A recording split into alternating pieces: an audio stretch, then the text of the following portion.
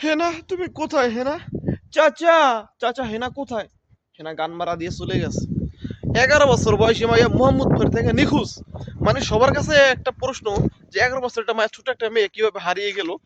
এটা সুষ্ঠু তদন্ত চাই এবং এটা দ্রুত এটা সুযোগ সন্ধান চাই আমরা।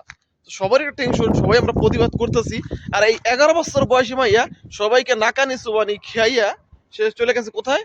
বয়ফ্রেন্ডের সাথে। আমার বাড়িতে ভালো লাগে না তাই চলে আসছি। কি সুন্দর কথা।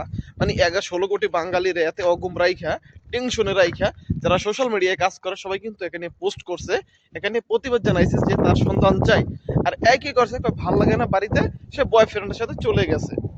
তো চিন্তা করেন এই 11 বছর বয়স আমরা যদি প্রস্তাব করতে চাইতাম ভাই ওই জিন্স প্যান্টের লাগে সে আটকে যেত গিয়া কিনা মানে মিশিং আটকে যেত আর কইতাম "ও মা মা কিরে গেছো তো আটকে দিনে 10-12 ওই সিনের থেকে খালি ছুড়ন লাগতো আস্তে আস্তে করে। আর 11 বছর বয়সে তারা চলে যায় কোনাই বয়ফ্রেন্ডের লাগে ভাগিয়া।